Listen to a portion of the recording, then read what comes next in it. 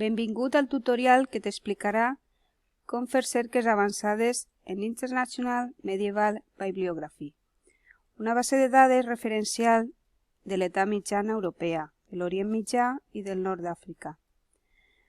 La cerca avançada ofereix diverses possibilitats de cerques: cerca lliure, cerca bibliogràfica, cerca de temàtica general, cerca de temàtica precisa. La cerca lliure i la cerca temàtica general estan disponibles tant en la cerca bàsica com en l'avançada.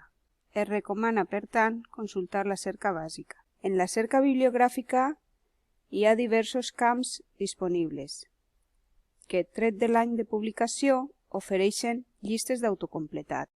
Permet combinar-hi diversos camps amb els operadors booleans. Podem introduir Comercio Mediterráneo en títol. Seleccionar espanyol, català en idioma. All types of articles en tipus de document. I se n'obtenen 16 resultats. La cerca temàtica precisa ofereix altres opcions de cerca, entre les quals cal destacar l'arbre de matèries.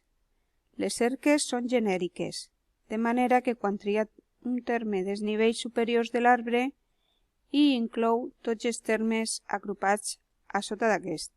En fer clic en el terme de cerca s'aprofundeix fins a un nivell inferior. En marcar la casella de verificació s'hi ofereix la llista de paraules clau seleccionades en la part superior de la pantalla, combinades amb els operadors booleans. Fem clic en insertar, cerrar i tornem a la pantalla de cerca.